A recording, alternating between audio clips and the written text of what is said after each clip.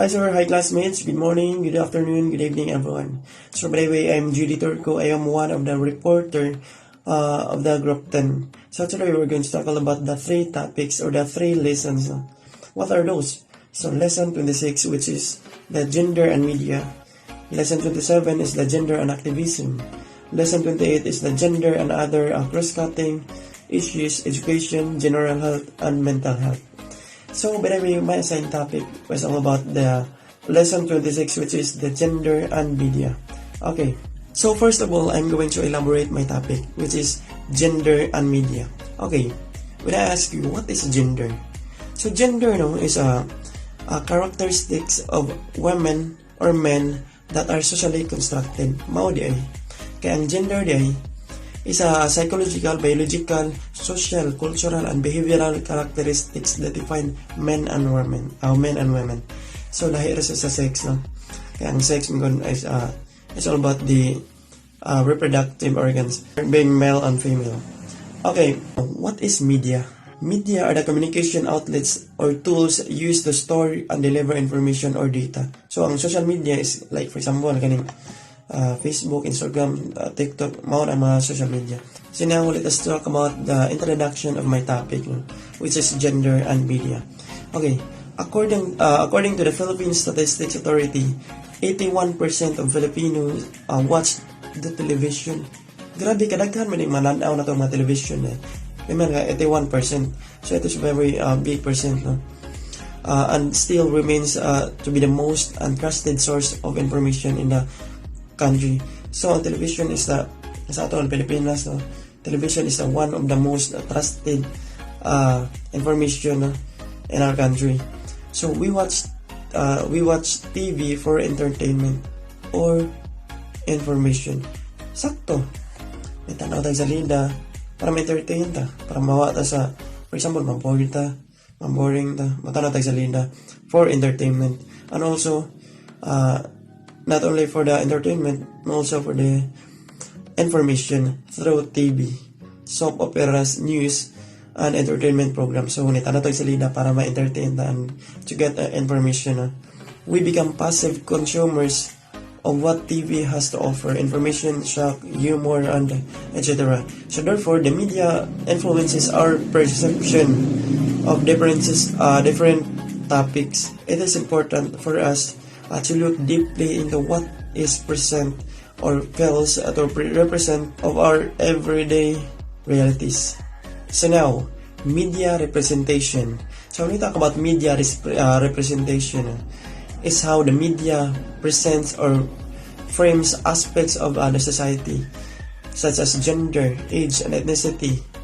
So it is important because it shapes the audience's knowledge and understanding and will contribute to their ideas and attitudes. So, the people behind the production of the content, so ang mga tao nga sa likod aning production or the content have their own ideology. Nari sa kaugalingong ideology ideas, of course, and beliefs that are greatly contribute to what we see in the media. So, media producers, editors, so katong mga producer, editor, for example, ABS-CBN namin sila mga producer, editor, syempre, director, of course, writer, and networkers. Values reflect through its content. Since TV uses one-way mode of communication wherein feedback is rarely received or encouraged, more often we are left on our own process the ideas and opinion directed towards us, the viewers. So we are the viewers. So now let us proceed to the media stereotype. So what is media stereotype? So our simplified representation for a person, groups of people, or places through basic or obvious characteristics which are often exaggerated. Although stereotypes can help people connect with the content of the reflect in their own realities, it can have a negative effects and disadvantage groups like the LGBT community by reinforcing negative and even false stereotypes. There are very few LGBT main characters in the international television and even very scarce in the Philippine television. They are often relegated as sidekick victims or villains. Although there are few LGBT celebrities in the Philippines, so gamay raman tayong mga LGBT nga diri sa celebrity nga LGBT diri sa Pilipinas, no? Who are out and proud of their sex orientation such as Boy Abunda. Okay. So, like for example, nila Boy Abunda, Vice Ganda, Aiza Sigera, and Jake Cyrus. Their sexuality is rarely the focus of the program they are in. So, bali silang, maagi na silang gichismis, no? In fact, references of LGBT topics in children shows cause controversy. So they are commented on a broadcast. Such is the case of Glee, a popular American TV show that featured teenagers who are gay and lesbian. So na popular television dito sa American TV, no, that is featured siya teenager nga gay or lesbian. So the gay case was omitted in the Philippine broadcast, although it was seen as a milestone in the international media. So in the Philippines, there are lack awareness of SOGI or SOGI bill among media practitioners, as they are often left confused of the LGBT terms and labels. Most news from the LGBT community are often on coming out stories of celebrities Aiza Sigera, Jake Cyrus, Charis Pempinko, and Rosana Roses. So now let us talk about the summary. So media representation of the LGBT is a double-edged sword. These stereotypes can make people appreciate the existence of LGBT people. However, it can lead them to overgeneralize and trivialize their realities.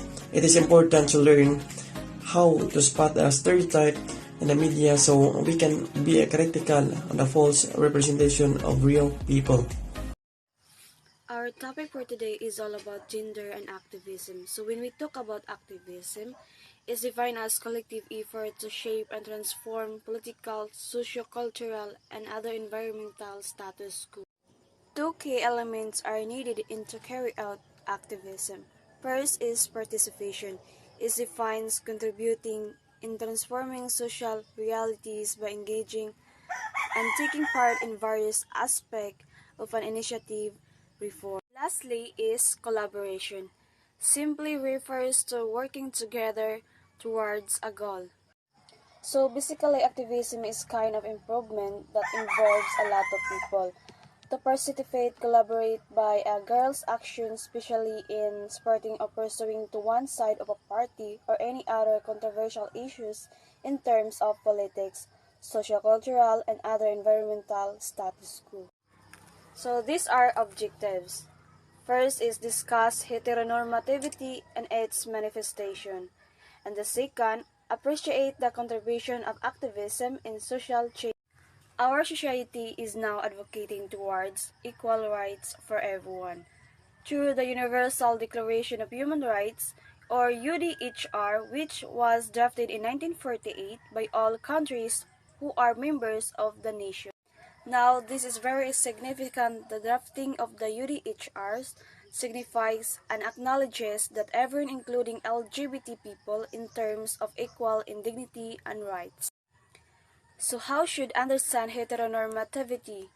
One of the major issues confronting our LGBT people is because of heteronormativity. Heteronormativity means of relating to or based on the attitude that heterosexuality is the only normal and natural expression of sexuality. So what is it mean? Put into simple meaning, to make more simple, it is when we assume that everyone is heterosexual or straight and that is the standard for everyone. So meaning beyond heterosexuality can be considered as abnormal.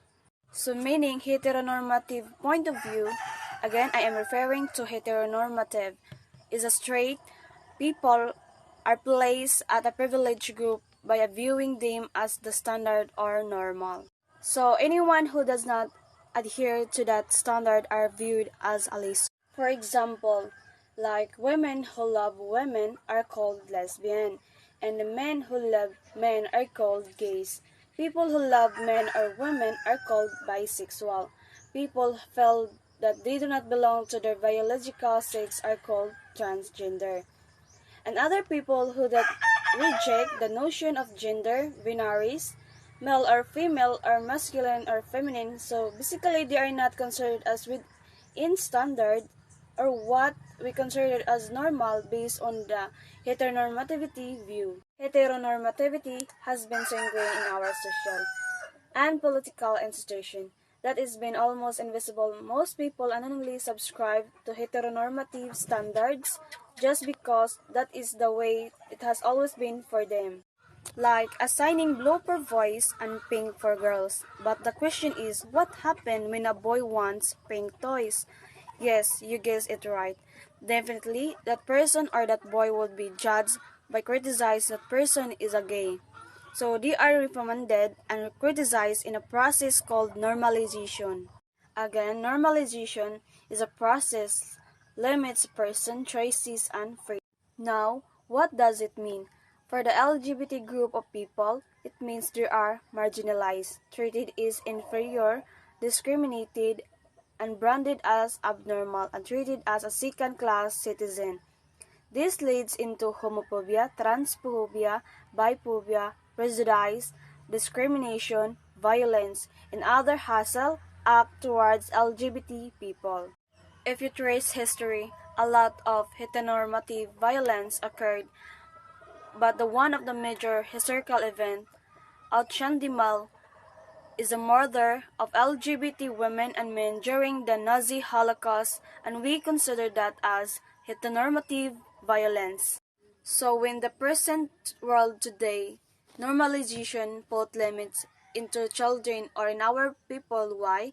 Because means punishing LGBT children to expressing who they are and who they are or being vocal about who they are attracted to.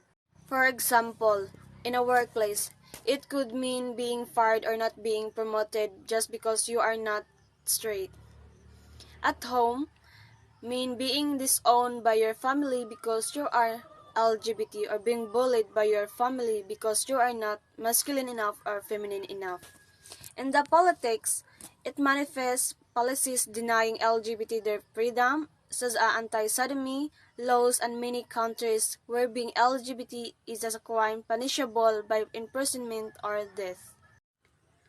It could also mean that absence of laws it would let LGBT live a fully life like being able to marry the person they want to marry or enjoying the same rights and privileges that straight family have. So that's how normalization limits person choices and freedom. And because of this, it is really important to challenge heteronormativity through activism. So when we talk about heteronormativity again, it is a social construct and history has proven societies changing attitudes or homosexuality. Assured as egalitarian acceptance of homosexuality, a lot of changes occurred during the time, like for example, in the ancient hunter-gatherer civilization, the violent erasure of gender deviance and condemnation, homosexuality with the spread of Abrahamic religion, Jewish, Christian, Muslim, and other religion who believe in one God, the God of Abraham. So again, we are the brothers and sisters. We're members of the LGBT challenge this heteronormativity mindset through activism. LGBT activism have had various social movements to advocate for LGBT people equal rights, liberation, and self-acceptance through the homophile movement.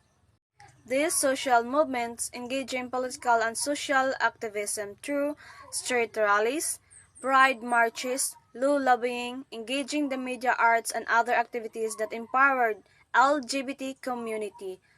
Examples of the movement are following May 17 International Day Against Homophobia and Transphobia, May 31 International Gender Day of Visibility, November 20 Transgender Day of Remembrance, June Pride Month. So with this topic, when we talk about activism and challenging heteronormativity through activism, Let us always remember that the heteronormativity of what we consider is normal can be undone through activism. Social change may not be something that happen right away, but what is important is that we are doing the right actions, the right struggles that could somehow put a change against heteronormative view. You do not have to be an LGBT to fight for equal rights. Take note, guys. You just have to be a human being a God believes in freedom and equality for all, so that we will be all the new. So my topic is all about gender and other cross-cutting issues.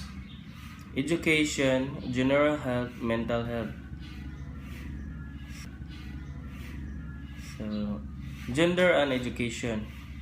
The UNICEF 2011 report on adolescents show that while there is already an increase in access to education for all genders, there remains to be many girls and women who are unable to go to school. So, however, interesting trends can be observed from the 2013 Functional Literacy, Education and Mass Media Survey, or FLEMMS.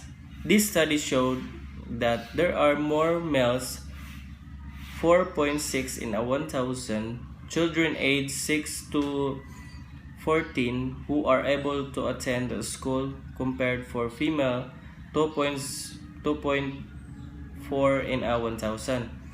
However, for people aged 15 to 24, there are actually more females, 24 in a 1,000, who are able to go to school compared to males. So, 11.2 in a 1,000. Philippine Statistic Authority 2015. This may mean that while there are more males who are able to receive basic education, there are more females who are able to proceed to higher education. So, gender and health. Another basic social service. We all need in health service. Health, according to World Health Organization, does not only mean absence of diseases, but state of well-being. The Department of Health of the Philippines follow a cluster approach in health, wherein there are more primary cluster. So, A. Public health, B. Water sanitation and hygiene, C. Nutrition, and D. Mental health and psychological support. Gender and mental health. So, one of the most prevalent issues facing adolescents nowadays is mental health. The changing environment also brings forth attrition that are not existing before. People are challenged to pay attention not only their physical health, but also their psychological wellness. In the context of gender and sexuality, some issues faced by humans related to their sexuality and to the roles they assume in the society are mental, psychological, and nature. Some of these issues are as following. So, coping with sexual and reproductive health issue or teenage pregnancy, STDI, STD, or HIV, confusion and doubt. So, psychological impacts of SOGI related concern and gender roles expectation. So, what do you call SOGI? So, SOGI as such, each person's journey of self-awareness and expression is unique and individualized according to their culture, environment, and life experience. So let's go to the psychological concern emerging from the intimate or romantic relationship and psychological trauma from GBV. So, what the meaning of GBV? So, General Based Violence or GBV is an umbrella term for harmful act of abuse perpetrate, perpetrated against a person well and rooted in a system of unequal power between women and men. So example of GBV. So like physical violence, verbal violence, psychological violence, sexual violence, o kanang mga harassment, sexual harassment, like that. Mao na siya ang GBV example. So, hence, there is also a need to establish systems so people would have access to services and address this issue. In school, for instance, there are counselor trained professional who has a master degree in counseling and have seated and passed a licensure in counseling who deal with student mental health concern. So in some other school and workplace, there are also psychologists trained professional who have a master degree in psychology and have seated and passed a licensure in psychology. Social work, so na po sila trained professional with license in a social work, and psychiatrist, a medical doctor with specialization in psychiatry who are able to provide additional and more specialized help. So summary, as our course culminates, this lesson only underscores that gender and sexuality principles are not only exclusive to those people who are specializing in these topics. In fact, having a clear and solid gender lens will help us perform our better task in whatever field of expertise we are in. This lesson emphasizes that in various spheres, making sure that unique issues, concerns, and needs of women, men, and LGBTQ+ shall bring us closer to our desire to promote human rights and uphold human dignity. So that could be all. Thank you.